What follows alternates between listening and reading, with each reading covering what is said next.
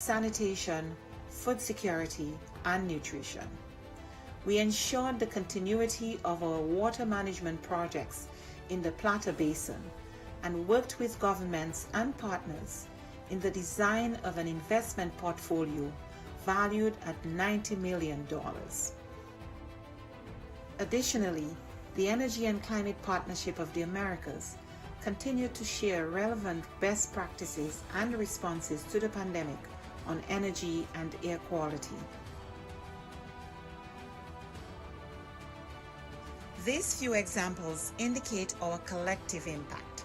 We cannot do this alone. It is now more urgent than ever to address the region's structural weaknesses, to recover from the health, economic, and social crises occasioned by the pandemic and prepare for future shocks.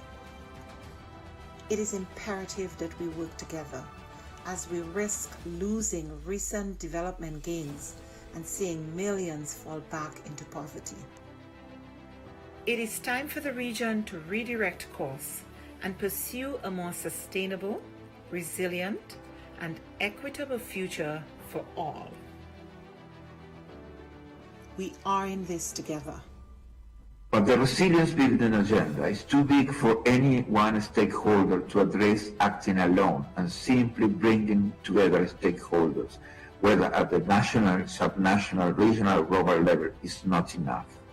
Effective, focused, and sustained coordination among stakeholders is paramount to provide countries with integrated and comprehensive support. The OAS, as a hemispheric forum and honest broker, must continue to facilitate this process while we work with member states towards the attainment of the 2030 Sustainable Development Agenda.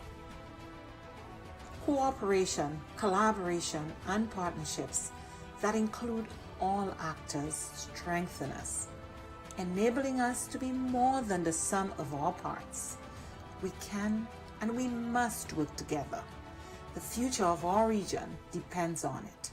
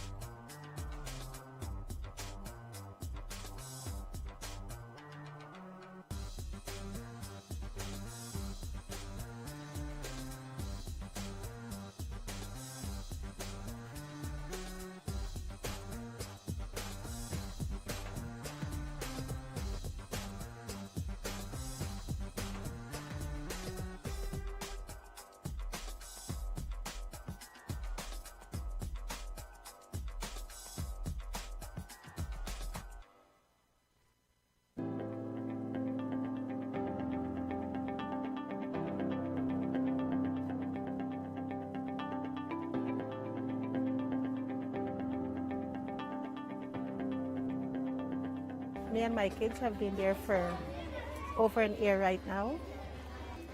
And children are friends. It doesn't matter where they come from.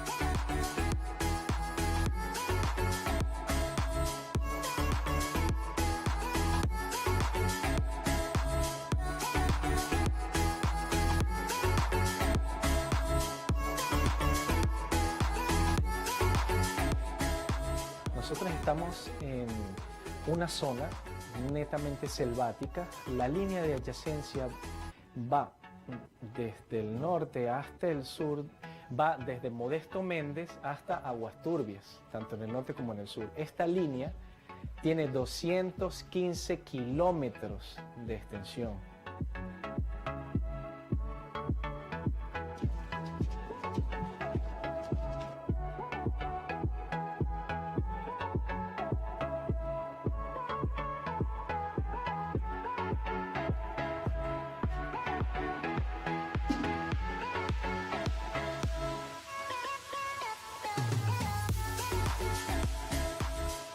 De allí vino él, se buscó creo con los de la OEA y de allí vino el proyecto para acá, para Judá. Y fue que lo dieron el terreno y lo dieron todo que era mano de obra y el material para hacer las casas que están ahorita. Y por ese motivo estamos aquí viviendo todavía.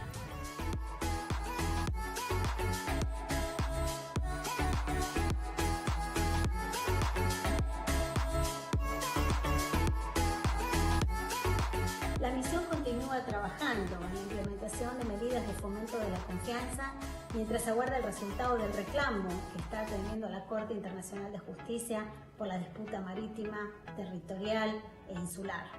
Nuestra oficina en la zona de adyacencia realiza verificaciones a solicitud de ambos gobiernos, facilita reuniones y patrullajes conjuntos entre las Fuerzas Armadas y promueve una cultura de paz y cooperación entre las comunidades locales.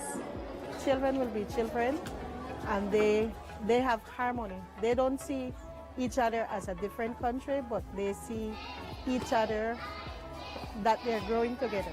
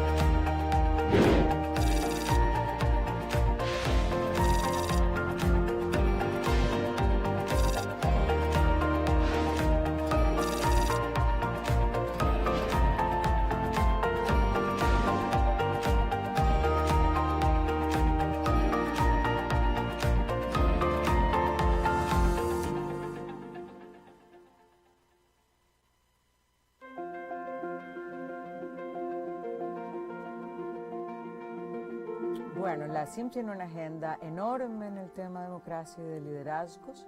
El primer ámbito tiene que ver con la gobernanza electoral, para que esta gobernanza electoral responda a las necesidades con las que fue creada, y es buscar los espacios de redistribución del poder. Después hay un programa interamericano sobre el liderazgo de las mujeres, donde generamos conocimiento y también tenemos cursos de capacitación.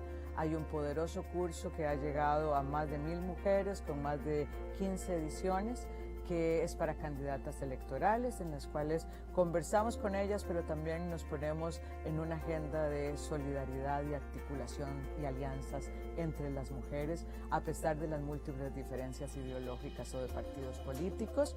También hablamos de los temas de violencia política, porque no es lo mismo llegar que quedarse, y la violencia política es una forma de ejercicio de disciplinar a las mujeres para que vuelvan al mundo de lo privado y enfrentar la violencia, hacer buenas investigaciones, buenas leyes que permitan sancionar la violencia política. Es parte de las aspiraciones de la CIM en este programa de liderazgo de las mujeres.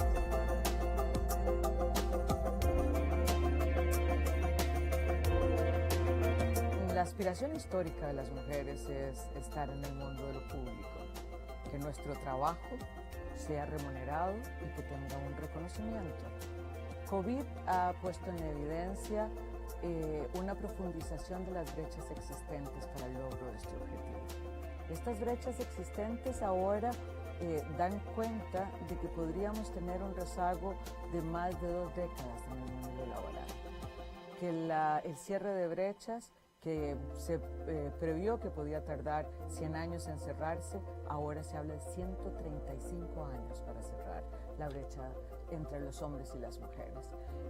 Entonces nuestro objetivo es que miren el derecho de las mujeres al empoderamiento económico, que el statement quédate en casa, que es un viejo conocido del patriarcado, no sea que nos quedemos en casa siempre, y que entendamos que la inserción de la mitad de la población, de este talento humano que tiene una serie de ventajas competitivas, es necesario para el crecimiento económico. De manera que la CIM está colocando esta realidad, está colocando las necesidades de las mujeres y está haciendo unas recomendaciones de rutas para poder cumplir con el derecho al empoderamiento económico y con el crecimiento económico que requieren nuestras empobrecidas economías en tiempos de COVID.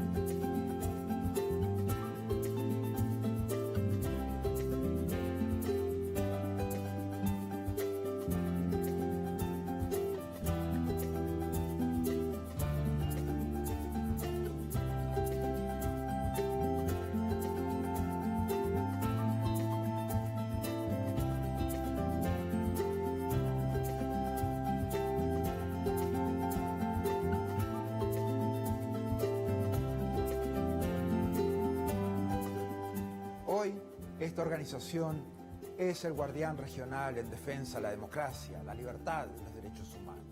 Los países se han comprometido con estos valores a través de instrumentos legales como la Carta Democrática Interamericana, la Convención Americana de Derechos Humanos y todas las demás convenciones interamericanas. Nuestro trabajo es mantener los más altos estándares. Debemos ser objetivos, analizar los hechos, denunciar cuando veamos corrupción, inequidad o amenazas a la libertad. En esos casos no podemos ser neutrales.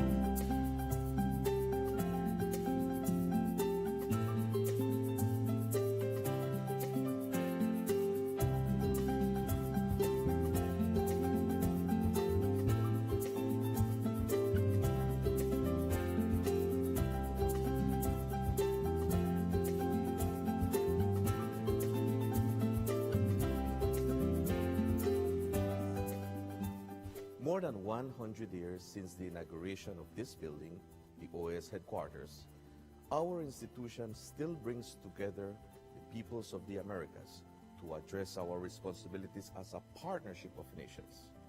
As we look to the future, our work must also focus on the construction of a positive agenda that continues to favorably impact millions of lives every day.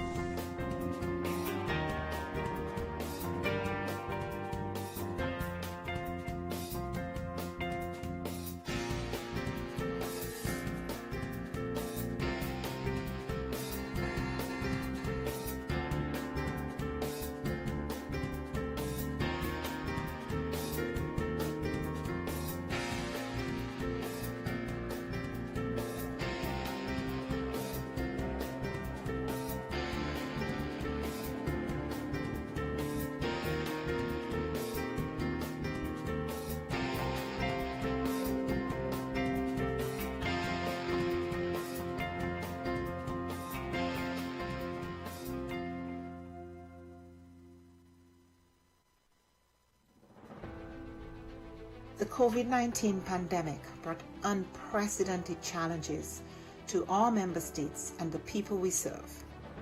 In response, the OAS Secretariat for Integral Development adopted a three-pronged approach by 1. Adjusting our portfolio of existing projects, 2. Exploring new projects to meet emerging needs, and 3. Expanding multi-sectoral partnerships. The results achieved in 2020 demonstrate the resilience of our member states and the commitment of the OAS SETI to work with member states and partners towards our common goals in the development of our region. Our Network on Competitiveness launched the COVID-19 Ideas Accelerator, sharing 250 tools, health solutions, responses, and recovery plans. The Network for Labor Administration published a portfolio of responses from ministries of labor to COVID-19, sharing over 420 measures taken to protect workers, employment, and income. Likewise, the Inter-American Teacher Education Network series, Teaching STEM in Quarantine, provided 117,000 teachers with key tools to continue advancing STEM education during the pandemic. Through its network and platforms, the Inter-American Committee on Ports promoted international and national best practices, guidelines, protocols, and recommendations on COVID-19 safety measures and continuity of logistic operations. Initiatives such as the Education in Times of Change platform allowed us to meet urgent needs by offering timely tools on virtual education and a dedicated space for ministries to share strategies, actions, and solutions. Other programs such as the Row Fund stepped up, providing emergency grants to offset the challenges imposed on our students by the pandemic. SETI's partnerships are adding value to member states in the form of technical assistance, training, and access to tools and services. In partnership with leading private sector institutions, we offered micro, small, and medium enterprises access to online tools and training, increasing their visibility and participation in e-commerce, a key to their survival and growth in the pandemic and post-pandemic era. A new OAS SETI Facebook initiative provided 85,000 MSMEs across the region with capacity building opportunities and WhatsApp business tools to aid response, recovery, and resilience building. The Caribbean Small Business Development Centers program achieved real impact, supporting new businesses, expanding sales, and driving growth. A new network of Caribbean SPDCs will broaden the program's reach. The Inter-American Committee on Tourism, the C2, convened ministerial-level policy dialogue in an urgent response to the impact of the pandemic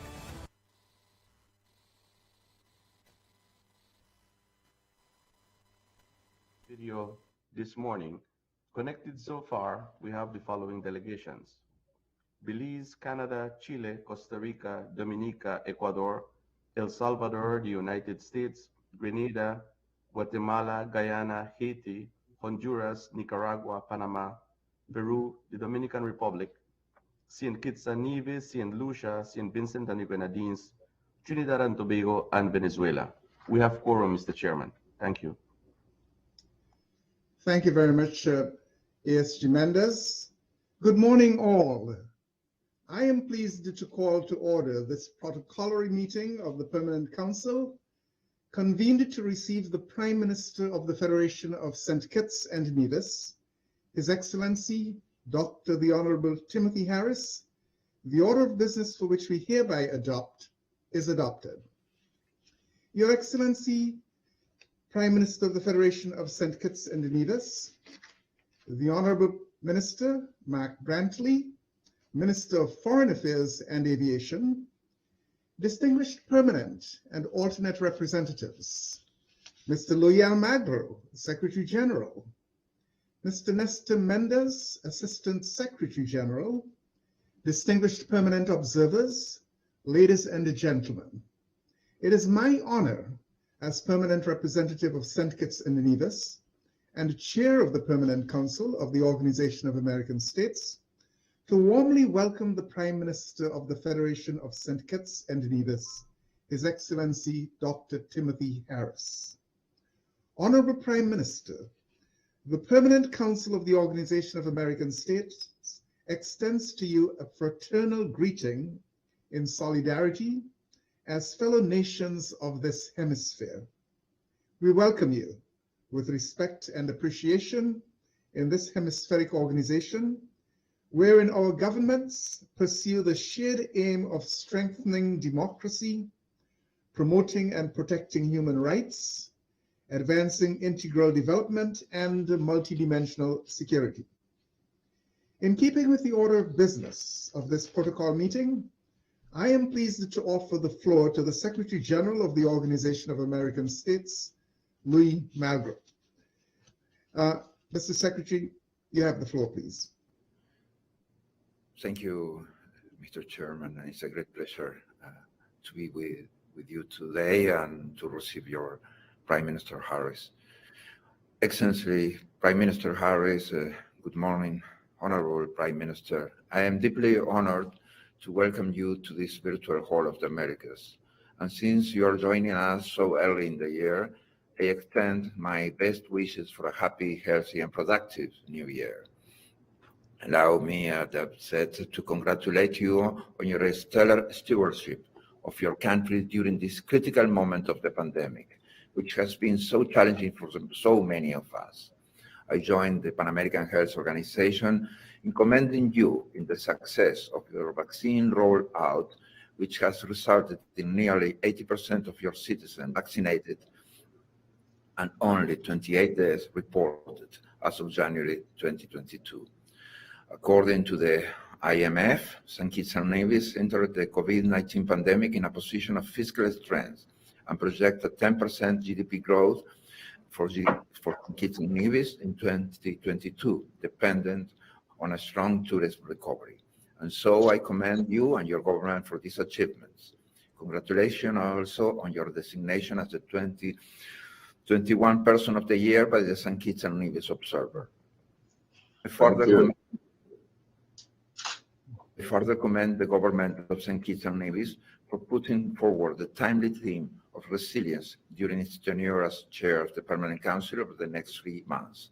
The unprecedented global crisis posed by the COVID-19 pandemic and the ongoing threat of natural disasters have given our region reason for pause and have accelerated the need to reflect on our resilience building agenda, what it means concretely, and how best to evaluate the resilience of the countries of this region as we work towards our recovery. I believe that this recalibration of what it means to build resilient societies must have people at the center. Our citizens must be the priority of our decision-making as we rebuild our societies in the post-COVID era. For too long, far too many have been left behind and the pandemic has laid bare this reality. This is the moment when our region and its leaders must recommit to ending inequality once and for all. I'm equally convinced that our resilience building agenda begins with a strong and effective governance and public institutions operating with the highest standards of transparency and accountability. To this end, I strongly believe that every policy must be viewed through the lens of resilience. How can we properly measure the costs and benefits of public policies? How can these policies best prepare a country for future shocks such as pandemic or increasing and recurring natural disasters? Prime Minister, I'm committed to work with our Caribbean member states on the resilience building agenda, and today reaffirm that commitment. For many of our member states with high levels of indebtedness, building economic resilience means reducing high debt burdens and high debt to GDP ratios. This requires comprehensive external debt relief. This is critical for combating poverty and spurring economic growth, and more urgently, to help the countries of our region confront the threat of climate change. Our member states too often face the choice of either investing in scarce development dollars in essentials such as education, healthcare, and climate action, or servicing their debt. If we are so truly set a path towards attaining economic resilience, this critical issue must be addressed. I intend to continue to lend my voice to the many who are calling for urgent action in this area. For your country, like others in the Caribbean, climate change poses an existential threat with rising sea levels, coastal erosion, and natural disasters of greater frequency and intensity. I take this opportunity to recognize your leadership in this area and your announcement at the recently held COP26 of reducing economic-wide CO2 emissions by 61% by 2030, with a proposal to achieve this target by switching to 100% renewable energy in electricity generation and decarbonization of the transportation sector. This ambitious goal will no doubt require financing and partnership from all sectors. I pledge the OAS continue supporting helping to shape policies, programs, and partnerships to propel progress in this area.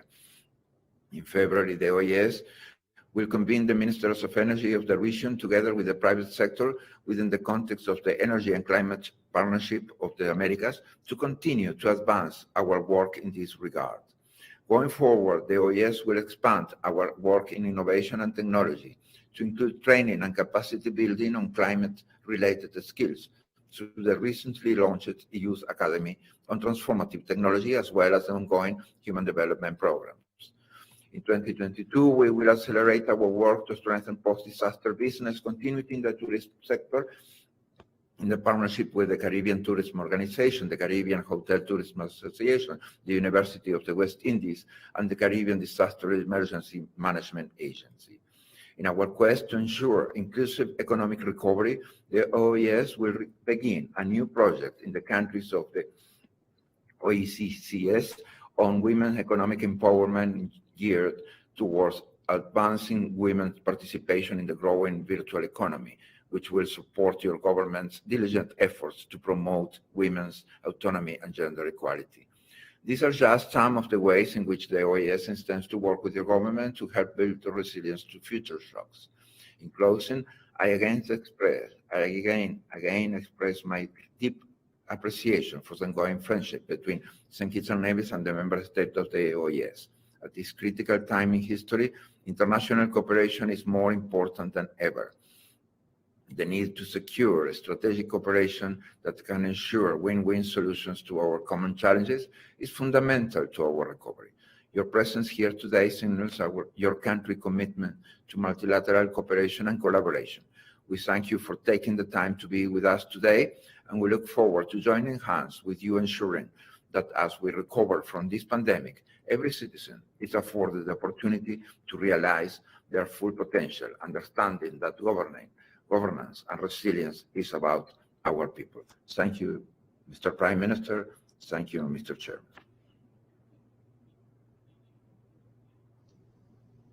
Thank you, Secretary General. Honorable Prime Minister of the Federation of St. Kitts and Nevis, His Excellency Dr. Honorable Timothy Harris. On behalf of the OAS Permanent Council, I wish to extend to you a warm welcome to this OAS body, which in this virtual age may still be considered as the House of the Americas, the main forum for political dialogue in our hemisphere. Dr. the Honorable Timothy Harris was born in Tabernacle, St. Kitts. He is the third Prime Minister of the Federation and the Twin Island state of St. Kitts and Nevis. The latter of Nevis, my own place of origin, being the birthplace of Alexander Hamilton, the first Secretary of the United States Treasury, and who played a very important role in the establishment of the US Constitution. Before his meteoric rise to the office of the Prime Minister, Dr. Harris served in almost every ministerial portfolio that has existed in the Federation of St. Kitts and Nevis. In 1988, the Honorable Prime Minister graduated from the Cave Hill campus of the University of the West Indies with a Bachelor of Science degree with first-class honors in accounting. He was the only graduate of the Bachelor of Science Accounting program to obtain the distinction. He also received the Victor Crook Prize for the best accounting student in that year. In the period 1990 to 1992, he pursued his Master of Science degree in accounting at the St. Augustine campus of the University of the West Indies, located in Trinidad. There, he graduated at the top of his class with a Master of Science degree with a distinction in accounting. In the year 2001, Prime Minister Harris successfully defended his PhD dissertation at Concordia University in Montreal, Canada. He holds a Doctor of Philosophy degree in administration, majoring in accounting. In his political career, the Honorable Prime Minister participated in a number of electoral political events, and in 1993, he won his seat in the St. Kitts and Nevis Labour Party ticket, and in each parliamentary election held in the following years, 1995, the year 2000, the year 2004, and the year 2010, he earned the distinction of winning the award for being the best candidate in those particular years. That sequence of years is a most impressive sequence of successive political achievements. During his tenure with the St. Kitts and Nevis Labour Party, he served in several cabinet positions. He has served as the Minister of Agriculture, Land and Housing, the Minister of Education, Labor and Social Security, the Minister of Foreign Affairs and Education, and the Minister of Foreign Affairs, International Trade, Industry and Commerce. In the year 2013, Prime Minister Harris formed a new political party, the People's Labour Party, and on February 18th, 2015, he became the third Prime Minister of the Federation of St. Kitts and Nevis. Today, the Prime Minister honors us with his presence as the representative of a country, albeit small in size, as the smallest sovereign state in the Western Hemisphere, has a proud record of punching above its weight class in several spheres of human endeavor, while maintaining a proud and noteworthy track record of good governance, democratic stability, and socio-economic development. The Honorable Prime Minister has worked with dogged determination in advancing the topics of importance to the Caribbean region and to the broader OAS community. The Honorable Prime Minister, we thank you and appreciate your visiting us at the OAS today. It is now my great honor and privilege to offer the floor to the Honorable Prime Minister of the Federation of St. Kitts and Nevis, His Excellency Dr. Timothy Sylvester Harris. Honorable Prime Minister, the floor is yours. Thank you very much, Excellency distinguished chair of the Permanent Council, and of course the permanent representative of St. Kitts and Nevis. Allow me to say thank you for your kind words of introduction and to recognize the distinguished personalities, in particular the Secretary General of the OAS, His Excellency Louis Almagro Lemez, the Assistant Secretary General, Your Excellency Nestor Mendez, our own Foreign Minister, the Honorable Mark Brantley, Vice Chair of the Permanent Council and Permanent Representative of St. Vincent and the Grenadines, distinguished permanent and alternative representatives, and of course, observers. Ladies and gentlemen, good morning, buenos dias. It is an honor and a pleasure to be with you here this morning. Allow me at the onset to congratulate Ambassador Everson Hall, the permanent representative of St. Kitts and Nevis, on his recent assumption as chair of this distinguished permanent council. Ambassador Hall, I know that you will work hard for the good of the entire Organization of American States, and you will do your country proud as you lead this council for the first quarter of 2022. My very best wishes to you on behalf of the grateful nation of St. Kitts and Nevis. I am particularly honored to be able to address the Permanent Council of the OAS on the theme of resilience and sustainability for development. Could there be a more important theme for us all at this point as we continue to confront the health, social, and economic challenges caused by the onslaught of COVID-19 and the continuing existential threat of climate change?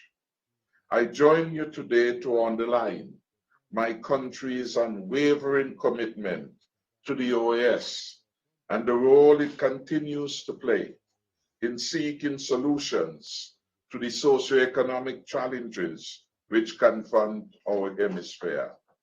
And I want to use this opportunity to extend my country's profound gratitude to our hemispheric partners who, in the spirit of regional cooperation, solidarity, and generosity, have offered various types of assistance to help build resilience in my homeland and in the wider CARICOM community, and indeed across our hemisphere during the nearly 2 years that we have been struggling with the COVID-19 pandemic. I thank the member states of the Caribbean for their own donations of vaccines, the United States of America for the field hospitals it has provided to us, and the Pfizer vaccines provided, among other resources. Mexico and Argentina for the offers of vaccines. Canada for the donation of personal protective equipment. Colombia for supporting the improvement to port safety at this difficult time of air travel, and all other OAS partners who have contributed to the COVAX facility and other multilateral mechanisms. Certainly, it is only by working together, as we have been doing, that we can defeat the virus, re-energize our economies, and put our people back to work, thereby securing the prosperity for the people of the Americas. Although no longer a member of the OAS, it would be remiss of me not to mention the contribution of Cuba to our region with the deployment of its medical brigade, supporting the work of medical and health practitioners across the Americas.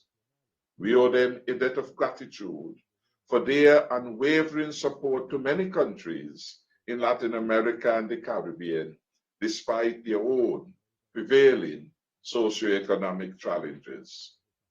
As the lead head of government and health matters in the quasi-cabinet of CARICOM, I applaud the Herculean efforts of the Pan American Health Organization, PAHO, and the Caribbean Public Health Agency, CARPHA, in mobilizing resources to address the health challenges of COVID-19 and for their invaluable support to our health professionals across the hemisphere.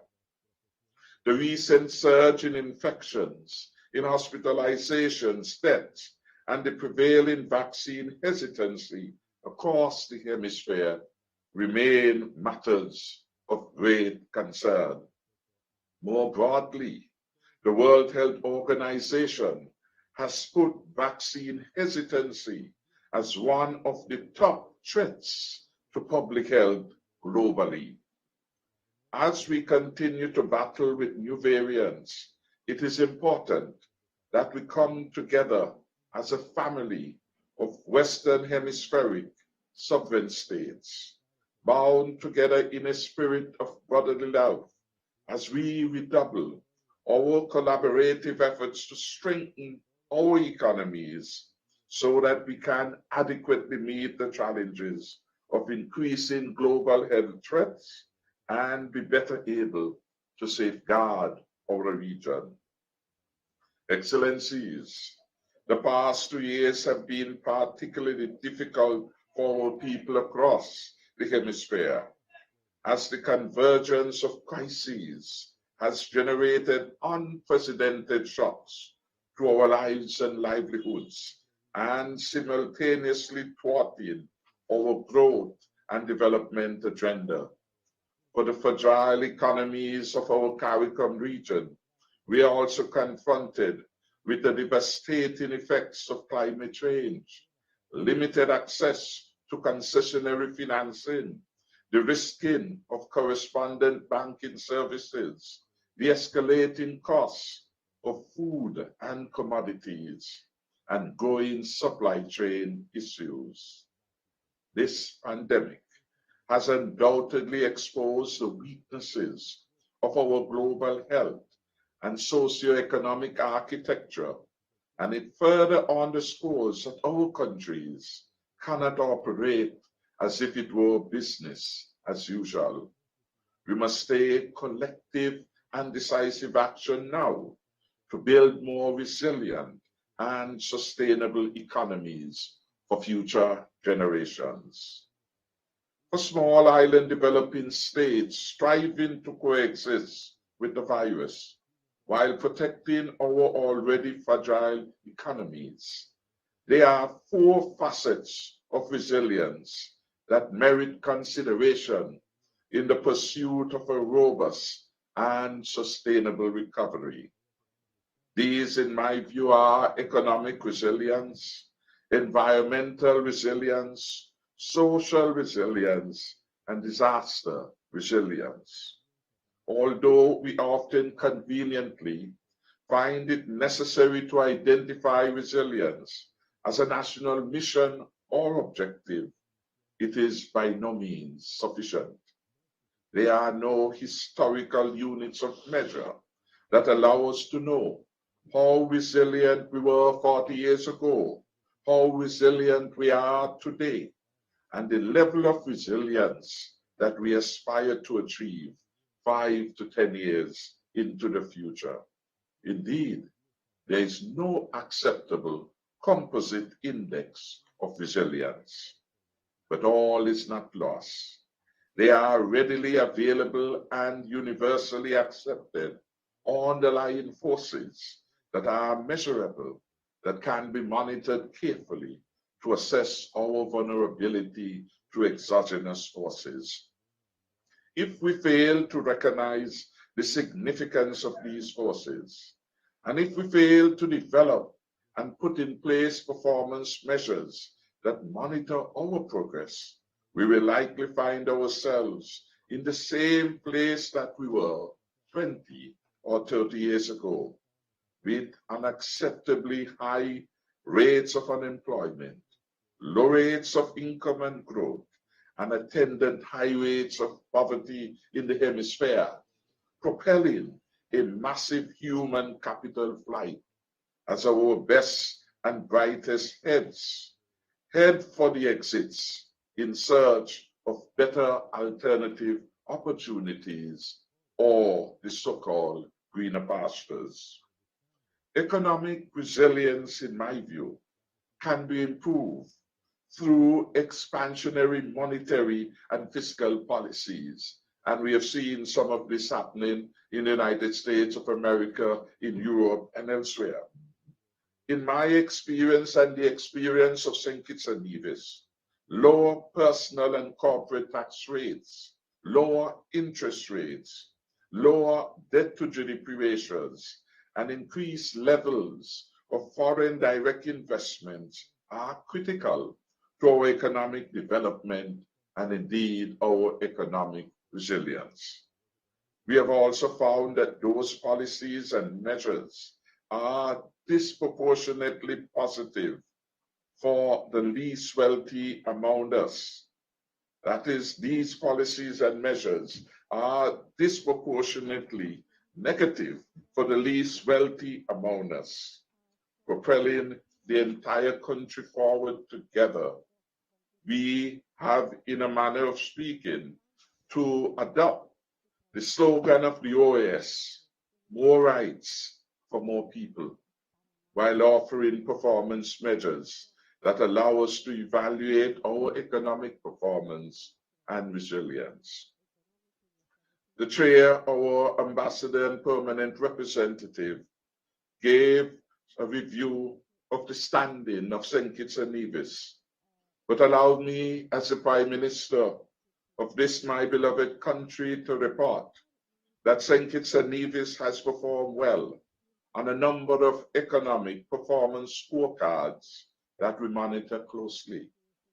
The World Bank data for 2019, for example, shows that, setting aside the United States of America and Canada, which are not in our peer group, St. Kitts and Nevis ranked third among the remaining 32 OAS sovereign states in per capita GDP.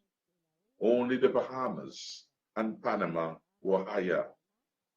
Recent data shows that St. Kitts and Nevis received the #1 global ranking for its innovative Citizenship by Investment program in 2021. The country has also demonstrated a capacity for living within its means by reeling in our debt load from a high of 186% debt to GDP in 2010 to about 40.6% before the COVID struck in 2020. Its current account surplus has allowed us to offer a generous package of benefit to workers who have been displaced as a consequence of the global pandemic. And we did so without having to seek the assistance of the World Bank and IMF, as some other countries have needed to do. Indeed, the distinguished Secretary General made reference to IMF report, which indicated that St. Kitts and Nevis entered the pandemic with the strongest reserves within the hemisphere. That is no mean achievement for the smallest democratic country in the hemisphere. In terms of our innovative citizenship program, which was introduced in 1984 as part of our vision of creating a new pathway for growth and development, and to bring additional resources within St. Kitts and Nevis, resources of people, resources of finances, to help with our development. We are pleased with the historic record number of member states within the hemisphere and beyond that has provided visa-free agreements with St. Kitts and Nevis. As it stands now, St. Kitts and Nevis, our citizens can now experience hassle-free travel to over 161 countries worldwide, including major business hubs in Asia, in Europe, in Africa, and others with which we have achieved bilateral relationships. This is an important indicator of our partnership, of our involvement, and of the respect which the international community holds for St. Kitts and Nevis. We did not arrive at this stage of development by accident. We have suffered through episodes of difficult times, hurricanes, for example, and we also had the scenario of a debt ratio of 186% of our GDP. At that time, it was the third highest in the world, crowding out access to funding in support of the least wealthy and the most vulnerable among us because of the high cost of funding that public debt. We made a commitment to live within our means. And in 2015, when my government took office for the first time, we made a deep commitment to escape the low income levels in which our people have been trapped by announcing a strong commitment to the pursuit of democracy for all our citizens and residents. I am proud as a leader of this country to report that our small nation has been holding its own with respect to the dominant pillars on which this organization proudly stands. With respect to the pursuit of democracy, and we recall 2011 when the Democratic Charter was signed on. The World Bank data for 2020 show that St. Kitts and Nevis is among the top 10 OAS member states that is not burdened by corruption. It holds the ranking of 9 among all 34 member states of the OAS with respect to political stability, which can play utter havoc with our democracy and development. St. Kitts and Nevis is ranked 6 among the 34 OAS member states. And with respect to what the World Bank defines as voice and accountability, St. Kitts and Nevis is ranked 4th among our member states, indicating that here in my beloved country, there is a healthy respect for contrasting points of view expressed by the opposing political side. Democracy has been at the heart of the work of the OAS, and we are heartened that we are in excellent standing in that particular indicator. In the World Justice Project Rule of Law Index, St. Kitts and Nevis has been among the top performers within the OAS and CARICOM.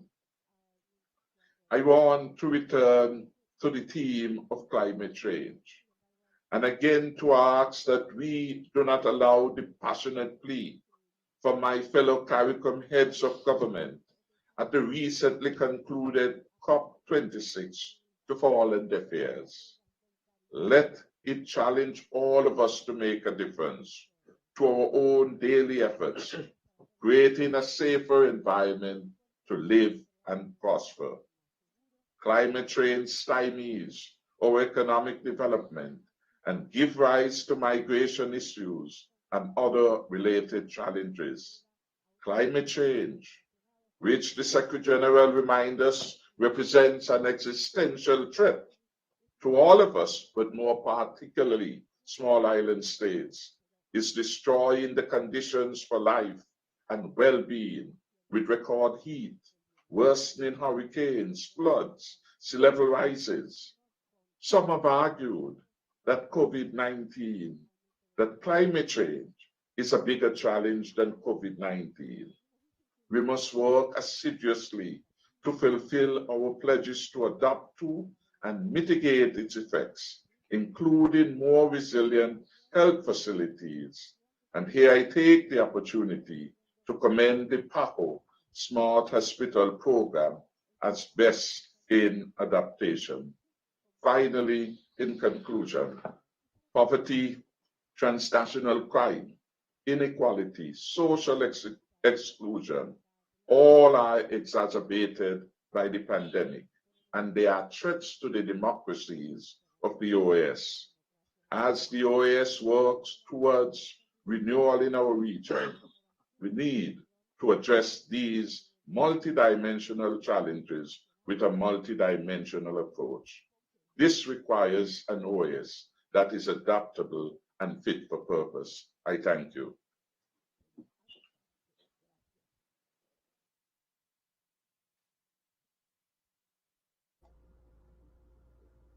Honorable Prime Minister, we thank you for visiting with us and sharing those most inspiring words. Your emphasis on performance would not be lost on most of us, because we think that it's very important, as you noted earlier, to essentially know where you came from, where you are today, and where you aspire to be. That matters a great deal. And the only way that you can really get a handle on that is to evaluate it using numerical magnitudes to evaluate those changes.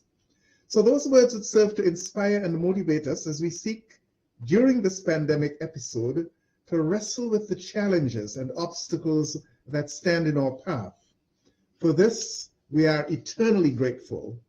Distinguished representatives, this protocolary meeting is hereby adjourned. I thank each and every one of you for participation. The meeting is adjourned. Thank you very much. Mm-hmm.